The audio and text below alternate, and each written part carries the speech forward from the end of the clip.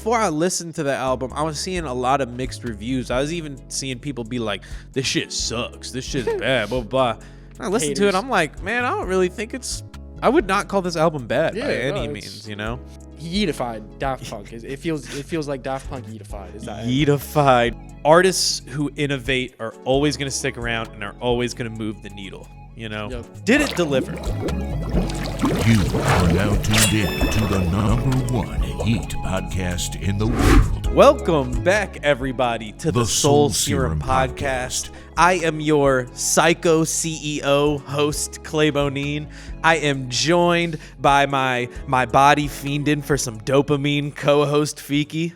Sheesh. Man, hello. You could Fiki came Yeat ready for this podcast because today, as we join you from this wonderful winter wonderland, we are returning to our album review format to talk about Are We Rockin' With 2093 by Yeat. For those of you who have never seen this format before by us, as we've put it before, you know, we're not critics. We're not here to give albums number grades and letter grades. There's enough people on the internet who already do that. So we are coming to this as fans.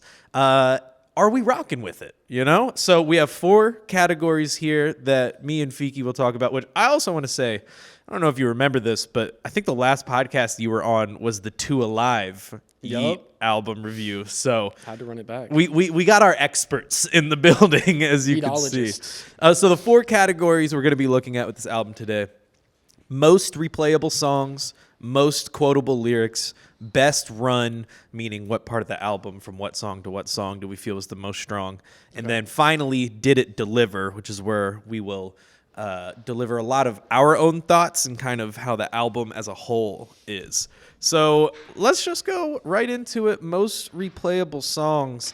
I was like kind of going back and forth on some of these songs, but I would say for me, Breath, not Breathe. Mm-hmm. Breath, which he samples the regular show on. John just told me this a minute before we got on here. Absolute fire. And then Tell Me. The outro on that song is beautiful. That's low-key like when, and I'll talk about this in Best Run, but that's what to me, that's when the album starts to shift sounds a little bit, and I thought it was real dope.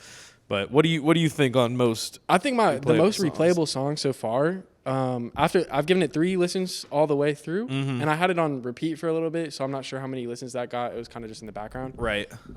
I Love, is that what it's called? Yes. That one's good. Yes, that like the replay on that for me, crazy. That's gonna get. And he's low-key like talking to his fans in that one. Like I think what's interesting about this album is Yeat's like kind of saying stuff, you know, not that he, well, I don't want to step on my corner later, but not that Yeat's like, you know, going lyrical miracle, as some people may say, but like he's actually saying stuff. And I feel like is one of those songs. I think Drake might be in his ear a little bit because I watched something about how Drake markets his music through relevance in his lyrics and giving people something to talk about. That's like his best marketing strategy.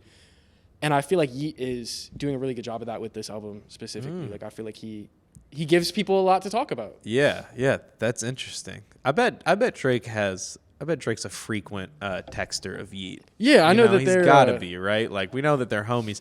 The Drake feature has never come on a Yeat album. I feel like we've been wanting that for a while. It's on the way. Yeat has to get his gym badges first before he can take on the Final 4 of Drake. I like that because he's got the Lil Uzi feature. He's on this album. He's got Lil Wayne and Future. You know, he's earning his gym badges to get the Drake feature. And it's not his first Future song, is it? Is this the first one? Yeah. Okay. I think he had Young Thug and Gunna on 2 Alive, and he really, I mean, like he said it before. He said, "I'm only working with goats," and like so he really doesn't have that many features because obviously he doesn't think of his peers as goats, as I would say. Any other songs that really stand out to you for most replayable? Let me look at the track list real quick. Yeah. I have the track list pulled up. I could also say that like, well, no, I'm gonna save that for best run. I'm gonna say my thoughts on that. I thought Lifestyle was fire, but I felt like Lil Wayne's verse felt very AI. Not a great Lil Wayne verse. Yeah, it was cool. It was cool. I was like, ooh, Lil Wayne, yeah. Yeah, but yeah. And we're big Wayne fans at the Soul Serum podcast here, but it just wasn't, I don't know. I kind of feel what you're saying. It was like a AI very Wayne verse. formulaic, very Yes. formulaic. It felt like. I did a lot of this album, And honestly. does Lil Wayne know who Yeat is other than, hey, Lil Wayne, I'm your manager. Here's this up and coming rapper who has really big numbers. You want to do a verse for him? And Lil Wayne was probably like, did he send me money? Yes or no? Like that. Yeah, I don't think Wayne knows who Yeat is. Yeah, get AI to for real. write the verse for me. Thank you. Thanks, assistant. Is Wayne sober? I mean, definitely still smoking weed. I don't know if he's still on. They might. I don't know. They might be doing perks together. Might hanging out. I don't think Wayne's doing on the perks. I Yeah, think no, he's too old to be doing Percocets. Yeah. I mean, I don't know if there's an age limit on it. I don't know. If I were doing perks, I'd do perks till I were 93 in 2093. Me personally. Here at the Soul Serum podcast, we do not endorse elderly Percocet usage. All right, great segue. Let's go into most quotable lyrics. As with much of Yeat's music, I feel like you have to listen to it a few times to start hearing those gems. But upon the first 2 days of listening to this, the one that keeps sticking out to me, I have two specific ones. I'ma call up Elon Musk and ask him where we landing. I'm like, that's the relevancy. Yep. As you're talking about in the first part of this. I think that's a point of it right there. And then the real heater for me is on, I think it's Run They Mouth. He says, I was alive for 4L, but it's up to me for after now. Ooh. You know I love a nice meta lyric referencing self-referential lyrics, you know. For the fans. Exactly. So that one, those two stick out to me, but I think the second one to me is I can already see the TikTok edits of the Yeat and it's gonna have the I was alive, well, but it's you know, I can already see it now. Any lyrics that stand out to you on this? I'm gonna be honest. I might need to give it another listen because I didn't have anything that stood out and stuck. There were definitely some stood out moments. Yeah, but nothing stuck yet. To be fair. I mean, I was gonna say, Yeat not necessarily known for his lyrics, but also that's kind of not true because of the language that he's created. I think people remember his lyrics, but to kind of reference back to what we were saying, this album actually feels like he's expanding his verses more than he has before. This is actually, to me, in a similar way to Whole Lotta Red, where it was this is the first time we've heard Cardi rap in a cohesive way. Not that I just love using this term. Not that he's a lyrical miracle rapper by any means, but I think Yeat is doing a similar thing on this, where he has to evolve and change, and he's talking more. Actually, which is interesting. So I don't know. Most quotable lyrics, does not necessarily fit Yeat for a category. Yeah, I feel like he's doing a good job of giving us some personality with this tape. Even though it feels a little formulaic. Yeah. He definitely is giving personality through his lyrics, whereas before he was kind of just giving other people their personality maybe through his new made up language. He was trying to, I like share that. I don't know, that's how I saw it. I like that. I see what you're saying. See, this is why we get the experts on this podcast, okay? We used to be the number one Yeat podcast in the world. We might still be. I don't know. We'll have to check the ratings on that. Okay, now I have this one, 100%. I have some points to stand on in this category. Best run.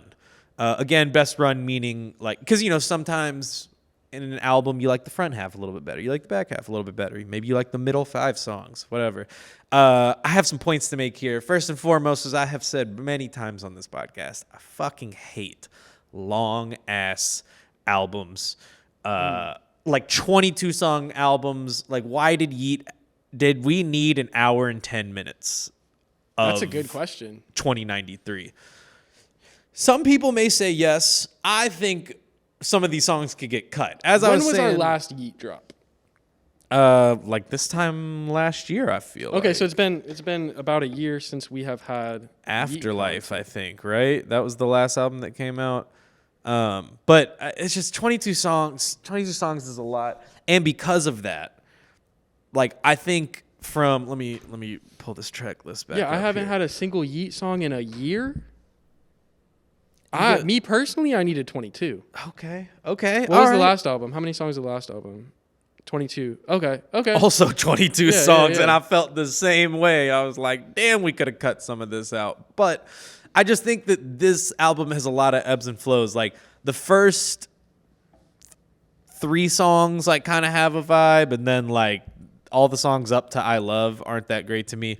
But Tell Me, which is track number 10, and then Shade, Keep Pushing, Riot and Set It Off, Team CEO, 2093, Stand On It featuring Future. This part of the album, it shifts into this new sound. It's like this kind of cyberpunk, dystopian, industrial, a little bit more like jungle, not actual jungle, like, but it's kind of in that same sort of neighborhood to me. And this is the part of the album that I'm like most fascinated by, because he's giving us more lyrically, but the environment of the songs and the atmosphere of the sounds, it's like, okay, maybe this is how Yeat continues, and maybe this is his longevity in the game, is this kind of like, I mean, obviously themes of this album are like future and space and technology. Like I think this part of the album, tracks 10 through 16, to me, it's like this is a cohesive thought. Yeah, right if I here. were to take the year 2093 before hearing this album and give that timeline a soundtrack, it would be Daft Punk. It would be something from Daft Punk, and I feel like doesn't feel intentional, but it feels like he took a Daft Punk sound and turned it up and turned it into more of like a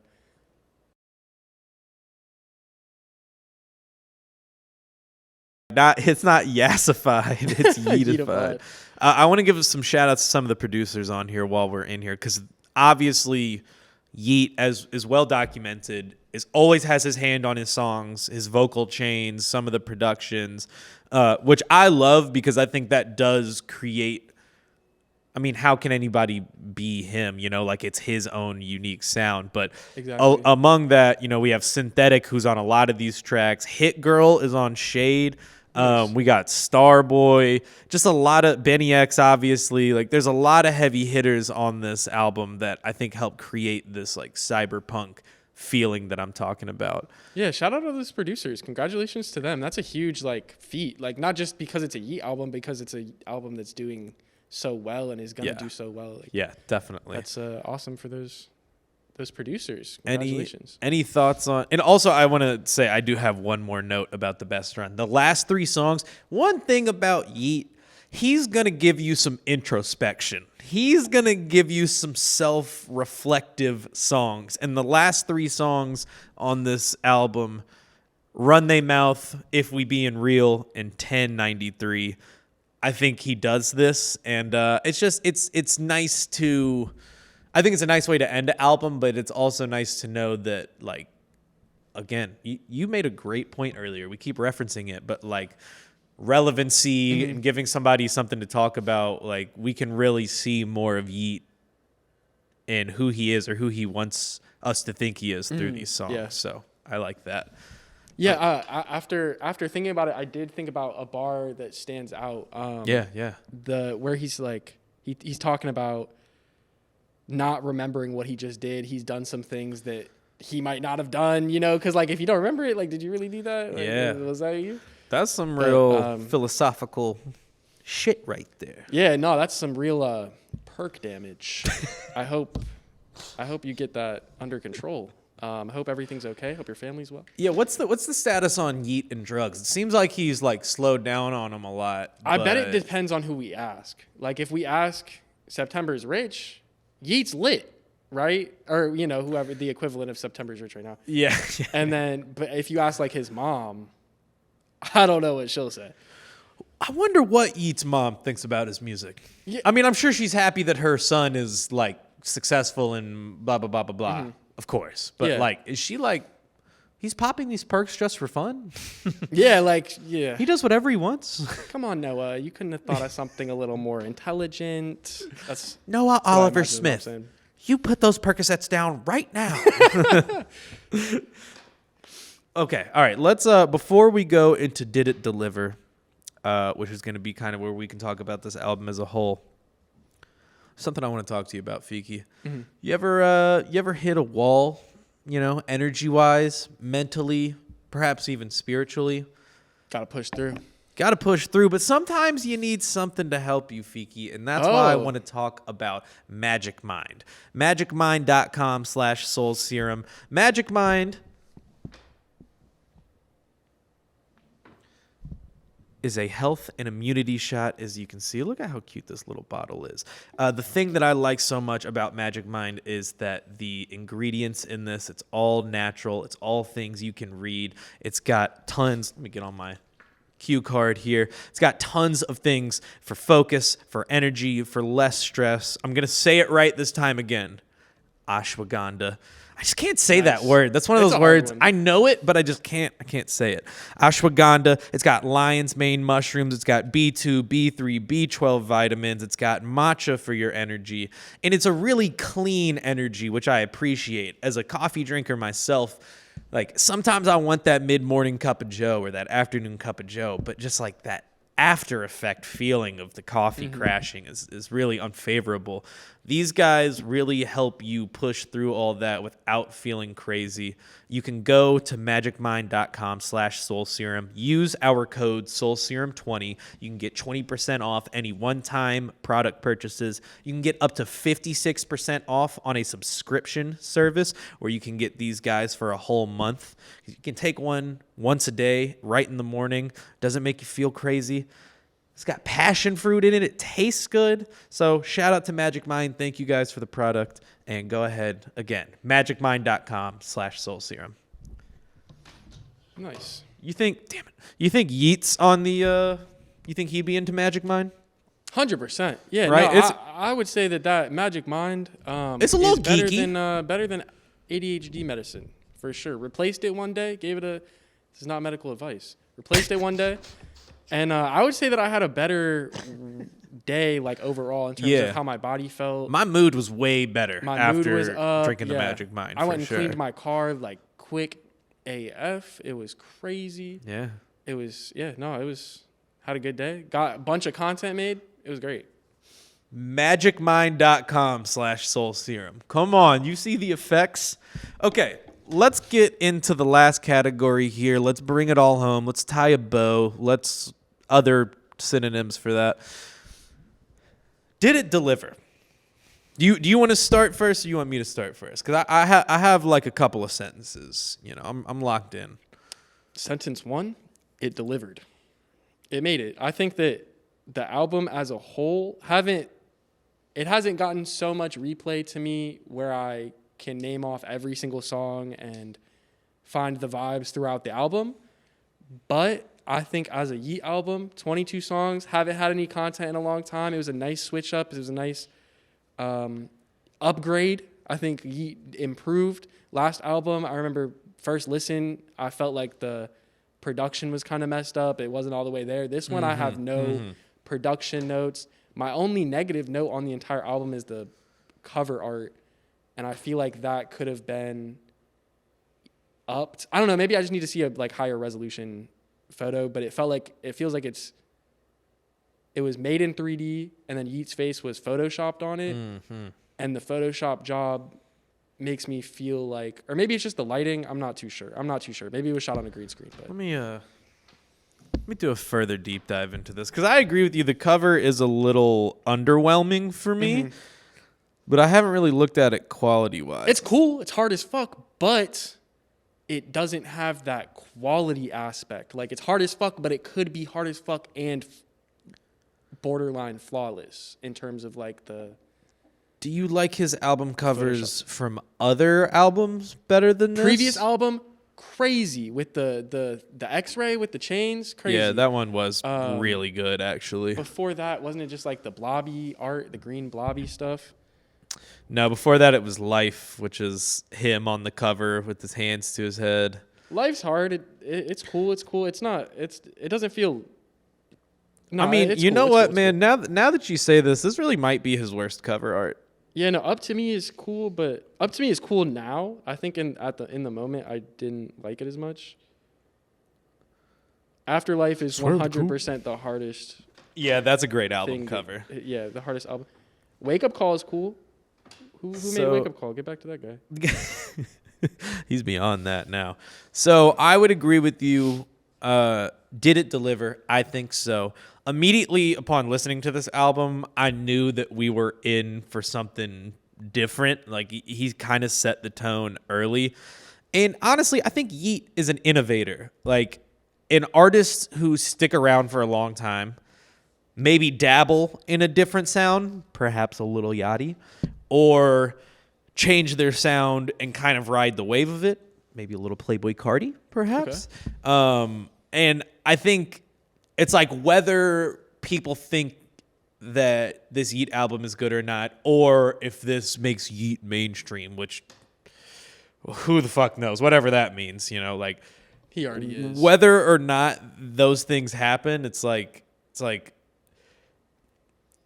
artists who innovate are always going to stick around and are always going to move the needle. Yep. When and this is, I don't know why I'm using this. This is just the first person who came to my mind, but like before DaBaby said some unfavorable things at Lollapalooza, like people were like, dude, you've made 4 of the same mixtapes. And people definitely still listen to DaBaby, I guess, but like that fall off is sharp, like Yeat being able to innovate and change his sound, I think it's something that I truly appreciate as a music fan. So I'm going to say yes, this album delivered. I also think this is Yeat's most like comprehensive cohesive. I'm sorry, not comprehensive. It's Yeat's most cohesive album. And it's still 22 songs, and I think a lot of it could get cut. But I appreciate him, for lack of a better term, taking the music more serious or taking the album more serious. So, it is beautiful to see. I like this. And one last note about this album, some of these songs are kind of long, like in terms of music nowadays and how we consume music. Like some of these songs are like 4 minutes or almost 4 minutes long. I'm like, jeez, even I catch myself being like, damn, I'm still listening to the same song. What the fuck? And I that's interesting to me. It's interesting to me. Like Yeat might have deleted TikTok off of his phone. I mean, good for him. Yeah, his screen time might be down. He's got his TikTok screen time down. What does Yeat even look at on his phone? Because there's that Complex interview where he's like, I don't really watch movies. I don't really watch TV shows. I don't really eat food. Actually, no, I think Yeat does like fine dining. But yeah, I think he was lying for the persona. I don't know. Not lying, but like he was definitely playing into like his part as Yeat. Yes, yeah. That's probably true. Because that shit's crazy. They're like, "What's your favorite movie?" And you're like, "I don't really watch movies." You're like, "Come on, bro. You ain't never seen one movie that you like." Like, come on. Okay, we say all of that to say this. Let me ask you. Are you rocking with 2093? I'm rocking with 2093. I'm also rocking with 2093. I'm glad to hear it. We are Yeat fans and Yeat connoisseurs, but I feel like we still are critical of it. Yeah. And but like overall, I know this album's getting played in my car. Yeah, like, I know that I'm gonna put it on the speaker at the house. Like I'm rocking with it. Yeah, if Yeat dropped some booty, I wouldn't ride it so hard. Yeah. Like I wouldn't, And I thought, like, before I listened to the album, I was seeing a lot of mixed reviews. I was even seeing people be like, this shit sucks. This shit's bad, blah, blah, blah.